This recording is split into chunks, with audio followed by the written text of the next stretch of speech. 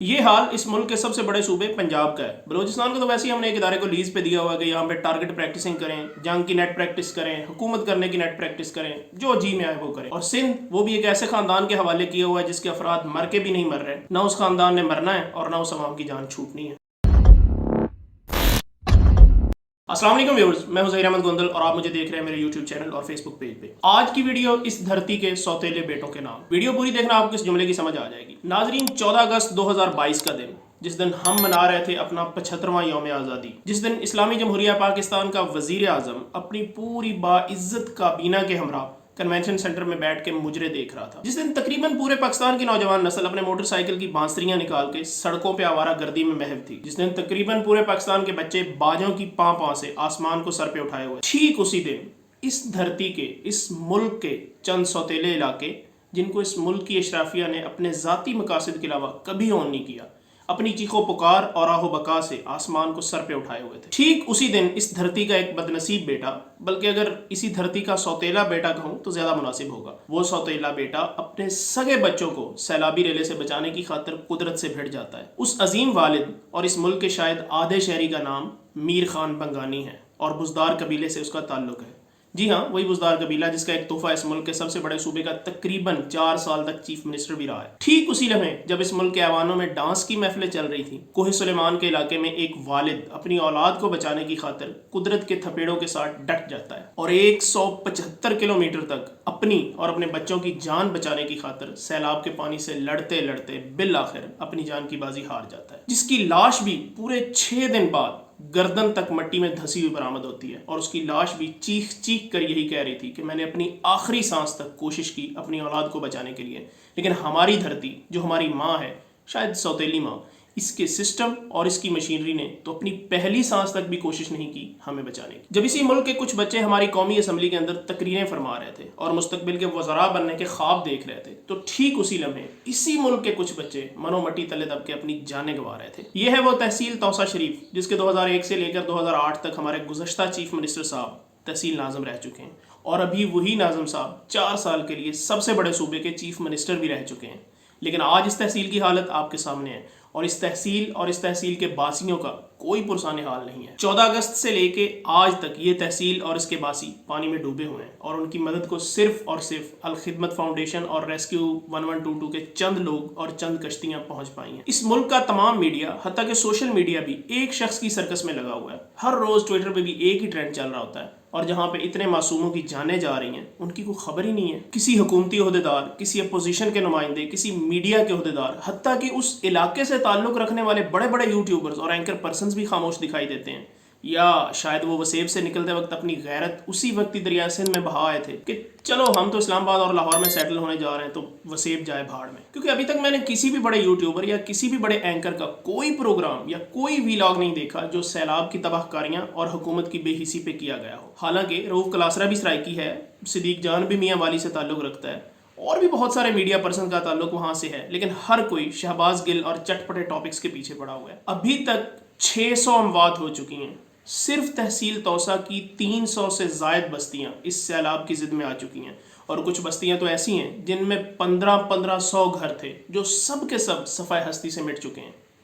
हो सकता है आपके लिए ये कोई रूटीन की खबर हो और वैसे भी हम लोग जो महफूज देहातों या शहरों में रहते हैं जहाँ पे कभी कोई ख़ास नुकसान नहीं होता हमारा, हम उन लोगों का दर्द कभी महसूस नहीं कर पाते। लेकिन थोड़ा बहुत खुद को एहसास दिलाने की खातिर आप ये फ़र्ज़ करें कि आपकी गाड़ी को कोई मोटरसाइकिल वाला टक्कर मार दे, तो आपको कितना अफसोस होता है कि यार मेरा इतना नुकसान हो गया, नई गाड़ी खराब हो गई, और आपको उस दिन ठीक से नींद भी नहीं आती है और आप बार बार यही सोचते हैं कि काश मैं ऐसे ब्रेक लगा लेता, ऐसा कर लेता, वैसा कर लेता, और फिर उस 15-20 हज़ार के नुकसान पे आप कहते हो यार मेरा तो सारा बजट डिस्टर्ब होकर रह गया। तो अब सोचो ज़रा उनके बारे में जिस पूरे ख़ानदान के पास 2 कमरे थे जो सैलाब में बह गए या मलबे का ढेर बन के रह गए। चंद बक्से सामान था जो आधा पानी की नज़र हो गया और जो बच गया वो वैसे किसी काम का नहीं रहा।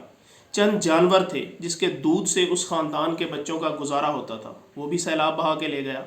चंद मन गंदम थी जिस पे पूरा साल गुजारा करना था उस ख़ानदान ने, वो भी सैलाब की नज़र हो गई। और आखिर में औलाद बची थी और वो बेचारा ख़ानदान इसी उम्मीद पे था कि चलो जान बच गई, सामान ज़िंदगी अल्लाह फिर दे देगा। लेकिन एक और सैलाबी रेला आता है जिसमें उसकी नन्ही कलियों जैसी बेटियाँ और फूलों जैसे बेटे उस रेले की भीड़ से नहीं बच पाते।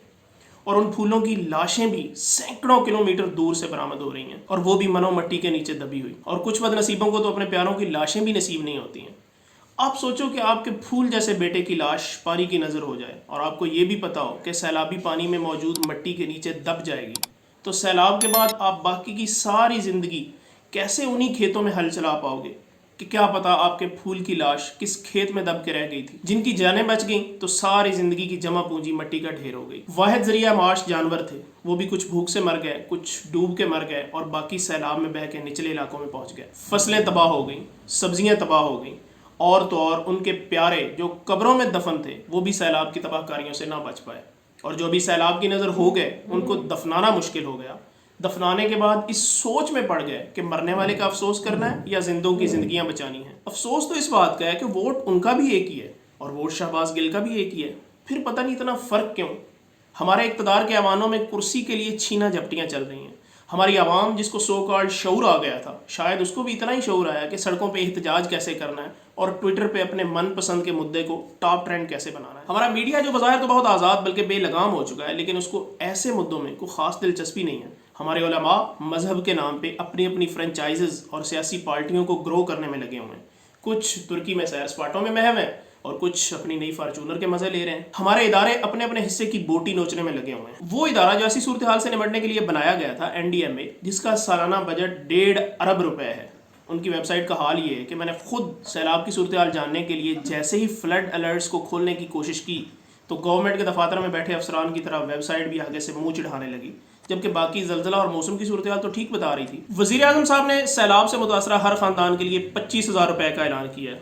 अब इन 25,000 के असूल के लिए इन गरीबों को 6 माह तक दफातर के चक्कर लगवाए जाएंगे, जगह जगह अंगूठे लगवाए जाएंगे, जिनमें एक अंगूठा अगले इलेक्शन में वोट के लिए भी होगा। इक़्तिदार के लोकल एजेंट यानी कि MPAs और MNAs उन्हीं 25,000 से उसी अवाम के वोट और वफादारियाँ दोनों खरीद लेंगे। लेकिन उस 25,000 में तो एक बकरी भी नहीं आती है, तो क्या वो मुतासरा ख़ानदान उस 25,000 से अपना घर बनाएगा, गंदम खरीदेगा, जानवर खरीदेगा, बच्चों की किताबें खरीदेगा, नई फसलें उगाने के लिए खाद खरीदेगा, या फिर सैलाब की वजह से होने वाले बीमारों का इलाज करवाएगा? जो कुछ टूटा फूटा इंफ्रास्ट्रक्चर मिला हुआ था उन सौतेले इलाकों को, वो तो सैलाब अपने साथ बहा के ले गया। अब आगे उनकी किस्मत कि कब उनको नई सड़कें, अस्पताल और स्कूल मिलेंगे। हमारी पंजाब हुकूमत नून लीगों को पकड़ने में लगी हुई है, वफाकी हुकूमत शहबाज गिल को लाल करके एक दूसरा शहबाज गिल दिखाने में लगी हुई है, और ये हालात अभी सिर्फ और सिर्फ पंजाब के इलाकों के हैं। बलूचिस्तान और सिंध का क्या हाल होगा वो आप खुद अंदाजा कर लें, क्योंकि बलूचिस्तान भी हमने एक इदारे को लीज पे दिया हुआ है कि आप यहाँ टारगेट प्रैक्टिसिंग करें, हुकूमत करने की नेट प्रैक्टिस करें, जंग करने की नेट प्रैक्टिस करें, और भी जो जो काम आप अपने दुश्मनों के साथ करना चाहते हैं वो पहले यहाँ ट्राई कर लें ताकि आपकी रियल ट्रेनिंग हो सके।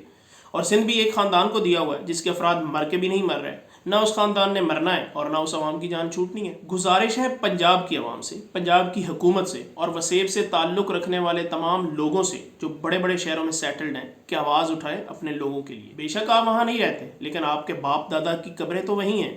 और ख़ुसूसन ओवरसीज़ सराइकी भाइयों से कि मुश्किल की इस घड़ी में अपने भाइयों का साथ दें, क्योंकि जो सैलाब से बच गए वो भूख से मर जाएंगे। ये भी कभी किसी की जन्नत हुआ करता था, एक हंसता बसता घर था, लेकिन सैलाब ने एक गिलास साथ उठाने तक का मौका नहीं दिया इन बेचारों को, और अब इनके पास बच्चों के लिए फीडर खरीदने तक के पैसे नहीं हैं। हुकूमत और इदारों पे रहेंगे तो खुराक नहीं कफन ही मिलेगा। इसलिए अपने लोगों की मदद के लिए निकलें और जिस जिस शहर में आप सेटल्ड हैं उस शहर में एक आगाही रैली निकालें ताकि आवाम को पता चल सके और आवाम भी आके आपकी भाइयों की मदद को आ सके। आवाम, मीडिया और हुक्मरानों का ध्यान अपनी पुरस्कून रैलियों के ज़रिए इस मसले की तरफ मबजूल करवाएं और जो आपके बस में है उसके ज़रिए से अपने भाइयों की मदद करें। वीडियो अच्छी लगी हो तो लाइक कर दें, ज़्यादा से ज़्यादा शेयर करें ताकि ये बात ज़्यादा लोगों तक पहुँच पाए। चैनल पर पहली दफ़ा आए तो चैनल को सब्सक्राइब कर लें। इसी के साथ ही मुझे दीजिए इजाज़त। अल्लाह निगहबान।